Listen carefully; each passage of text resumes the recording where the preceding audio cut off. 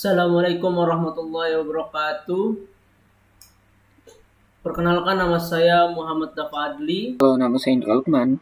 Perkenalkan, nama saya Salsabila Kaputri dengan nomor 15210 kelompok 8. Saya akan menjelaskan sejarah dan perkembangan cloud computing di Indonesia. Pertama, ada definisi cloud computing.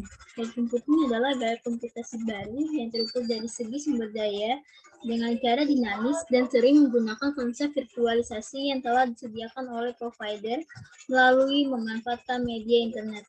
Menurut konsep, maksud dari cloud computing adalah dapat mengakses dan menyimpan program dan data menggunakan internet yang didapat dari sumber berbeda, atau menggunakan memori atau hard drive dari komputer. Konsep cloud computing memiliki syarat dengan menggunakan internet untuk mengakses data.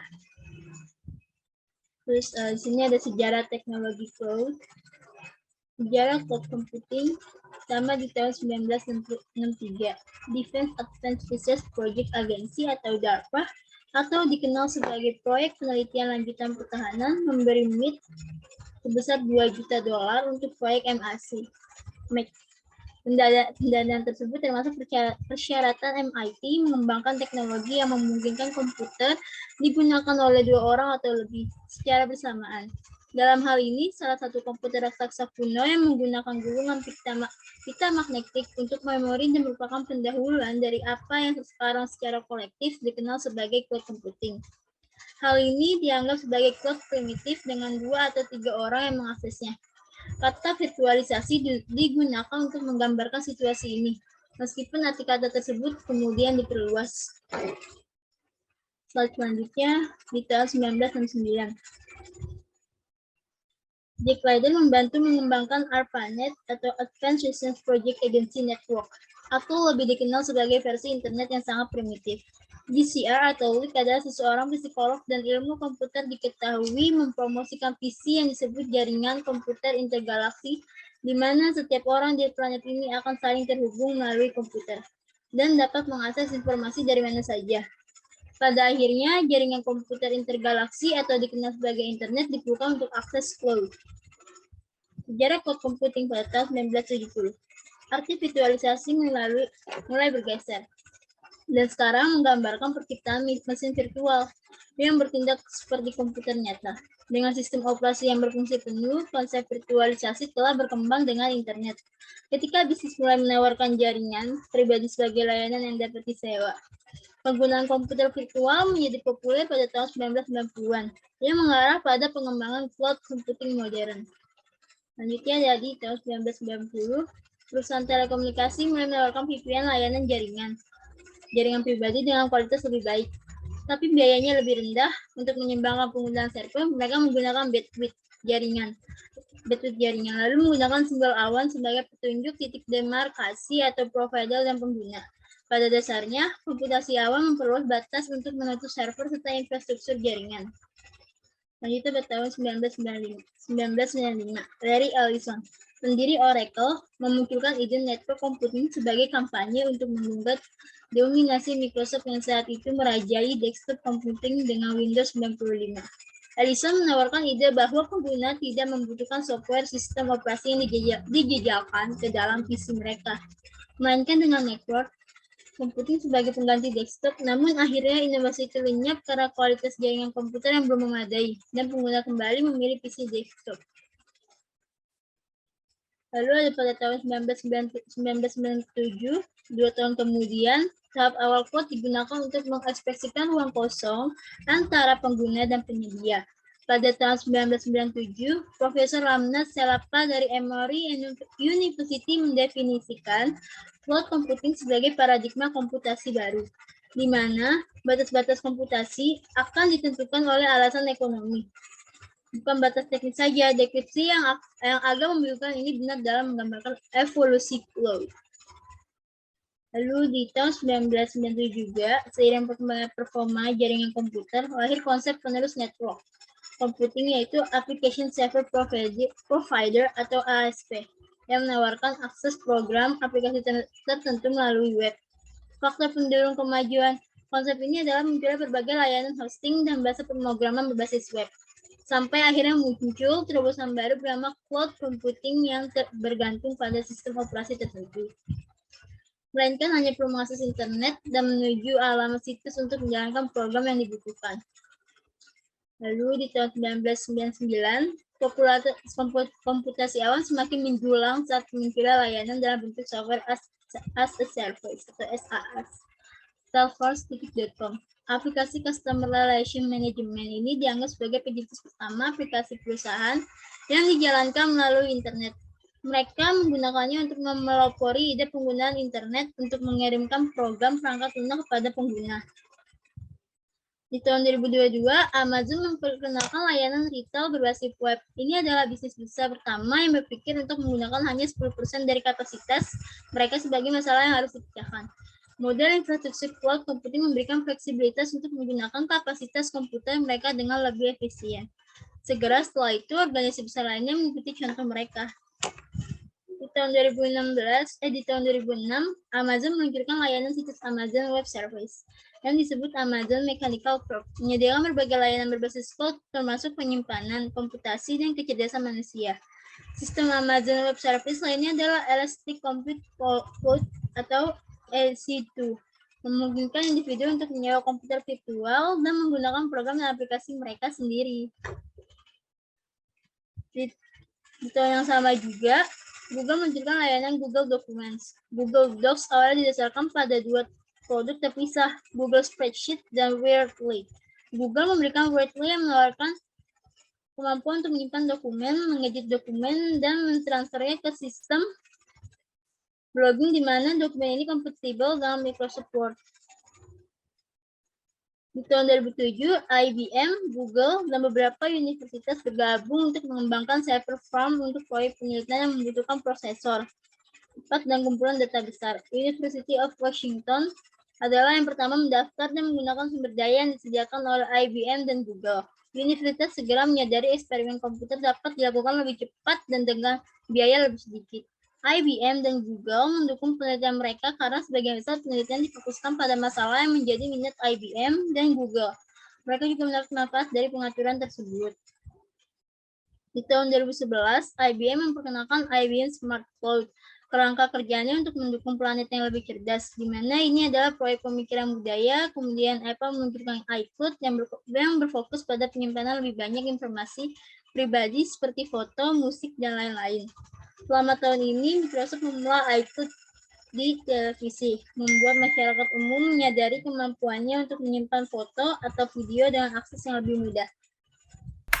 Baik, lanjut kita ke cloud computing di Indonesia. Nah, lalu sejarah cloud computing di Indonesia pada tahun 2012. Pada 23 April 2012, Alex Budianto mendirikan komunitas cloud computing di Indonesia dengan tujuan sebagai sarana berbagai pengetahuan mengenai cloud computing dengan alamat website www.cloudindonesia.org. Lalu pada tahun 2017, selama 5 tahun lebih, Cloud Indonesia belum mempunyai badan hukum. Dan pada tanggal 14 Juni 2017, komunitas Cloud Computing Indonesia resmi mempunyai badan hukum dengan nama Asosiasi Cloud Computing Indonesia, disingkat ACI atau ACCI, yang berdiri lewat Akta Pendirian nomor 61 tanggal 14 Juni 2017 dan telah mendapatkan surat keputusan Menteri Hukum dan Hak Asasi Manusia yang ditetapkan di Jakarta pada tanggal 16 Juni 2017.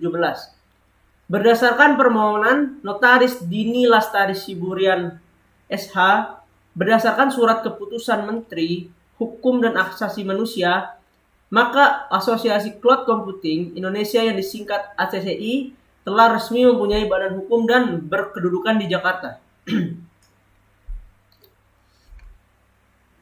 Lalu pendiri Asosiasi Cloud Computing Indonesia ini terdiri dari 21 orang, yaitu Alex Budianto, Sugiharto Santoso, Franky Christian, Irwan Karim, Agus Setiawan, Hendrik Karisma, Taufik Hidayat, Erik Budi P, Yasayap, Dr.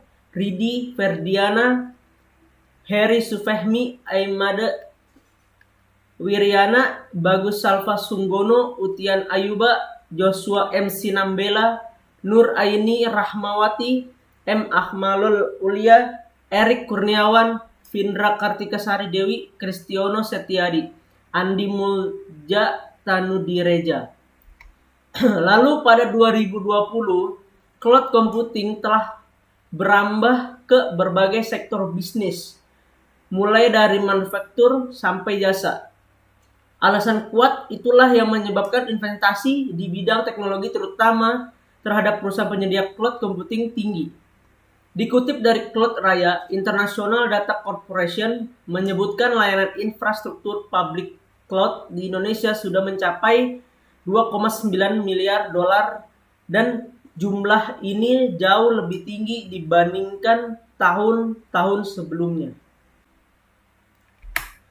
Di Indonesia terdapat pula pemain-pemain besar yang menjalankan bisnis berbasis cloud computing didukung penuh oleh Cisco System. Indonesia selaku pemimpin dalam penyedia teknologi cloud di tingkat global dan Aplikanusa Lintasarta atau disebut Lintasarta saja selaku penyedia cloud service seperti Telkom Indonesia, Multiport Teknologi, Sisindocom Lintas Buana, Master System Infotama, Sinergi Informasi Pratama, Revo Solusi Indo, Logicalis, Metrodata Indonesia, Expert Data Voice Solution, Kairech System. Analisis pasar layanan cloud. Berdasarkan riset yang dilakukan oleh Boston Consulting Group, pasar cloud Indonesia diprediksi akan mengalami pertumbuhan rata-rata CAGR sebesar 25% dari 0, miliar US dollar pada tahun 2018 dan menjadi 0,8 miliar US dollar pada 2003. Salah satu faktor mendukung pertumbuhan ini sendiri adalah korporasi dan bisnis skala menengah yang telah merasakan dampak signifikan dalam penghematan biaya setelah melakukan adopsi layanan cloud computing itu. Sementara pada riset PwC pada akhir 2021 menunjukkan bahwa lebih dari 50% usaha kecil dan menengah atau UMKM mengalami kenaikan pendapatan sebesar 20% setelah mengadopsi cloud. Cloud juga diprediksi PwC akan meningkatkan PDB Indonesia sekitar 10,7 miliar US dollar dalam 5 tahun mendatang. Hal ini akan menjadi pendorong banyak perusahaan global untuk berlomba-lomba masuk ke pasar cloud Indonesia, terutama dengan pasar teknologi informasi Indonesia yang merupakan salah satu pasar dengan pertumbuhan tercepat di kawasan Asia Pasifik. Salah satunya perusahaan konsultan global Crayon yang menjadi salah satu perusahaan dengan pertumbuhan bisnis tinggi di pasar cloud Indonesia. Pendekatan yang mengutamakan efisiensi biaya dan optimalisasi menjadi fokus memasuki pasar Indonesia. Kemudian prediksi perkembangan cloud computing di masa mendatang. Perubahan signifikan untuk bertahan di masa pandemi saat ini sangat cocok dengan cloud computing. Cloud computing adalah backbone dari ekosistem teknologi bersifat data-driven dan apps based yang sangat penting untuk membantu kita menata perubahan saat ini. Sepanjang waktu nanti, kita bisa berekspektasi untuk melihat perkembangan revolusi teknologi oleh cloud computing. Hal ini seiring dengan berjalannya usaha bisnis yang terus beradaptasi dengan mengadopsi teknologi cloud. Prediksi yang pertama yaitu hybrid cloud. Sejauh ini, perkembangan terbaru cloud computing adalah munculnya hybrid cloud. Apa itu hybrid cloud? Hybrid cloud adalah platform bagi aplikasi yang dibangun di atas komponen publik dan merupakan infrastruktur cloud yang didistribusikan dan dibangun di atas lingkungan baik private maupun publik. Hybrid ini dikembangkan bukan hanya dengan mengkloningkan private cloud dan public cloud saja, tapi dari sistemnya sendiri. Keamanan yang dimiliki hybrid cloud dikabarkan dikembangkan dengan lebih baik, yaitu menjaga data sensitif milik pengguna. Kedua, multi-cloud akan menghancurkan batasan antara provider. Saat ini, para provider cloud besar seperti Amazon, Microsoft, Google, dan lainnya mengambil pendekatan pada batasan dari layanan yang mereka berikan.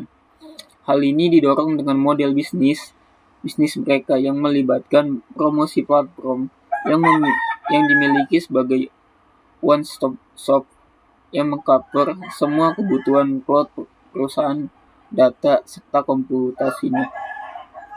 Kemudian, yang ketiga, AI akan memperbaiki kecepatan dan efisiensi cloud computing. Cloud memungkinkan untuk terus mendorong revolusi atas alat-alat yang disebutkan sebelumnya agar lebih terbuka dan menyebar oleh perusahaan berbagai ukuran dan di berbagai bidang. Hal ini bisa berujung pada produktivitas dan efisiensi yang meningkat. 4. Gaming. Gaming akan semakin dikirimkan dari cloud seperti musik dan film.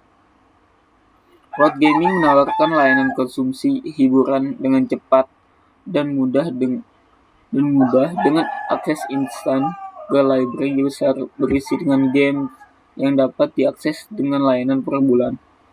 Tahun 2002 sendiri, layanan seperti ini telah diluncurkan oleh Google, Microsoft, dan Nvidia, sedangkan Sony sudah menyediakan pada beberapa tahun terakhir. Kelima,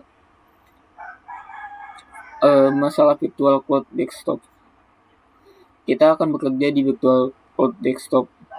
Virtual cloud ini pada dasarnya adalah komputasi di mana seluruh lingkungan dari workstation kita dikirimkan sebagai layanan cloud ke laptop atau layar desktop tempat kita bekerja. Fungsinya itu fleksibel. Si fleksibel ini menunjukkan virtual desktop service kemungkinan akan semakin populer di beberapa tahun mendatang. Kemudian ada kata-kata mutiara. Harapannya adalah dalam waktu tidak terlalu lama, otak manusia dan mesin komputasi akan digabungkan bersama dengan sangat erat, dan kemitraan yang dihasilkan akan berpikir sebagai tidak ada otak manusia yang pernah berpikir dan memproses data dengan cara yang tidak didekati oleh informasi menangani mesin yang kita kenal sekarang. Kata-kata dari leader. Oke, cukup sekian presentasi yang kami berikan. Kurang lebihnya mohon maaf. Assalamualaikum warahmatullahi wabarakatuh.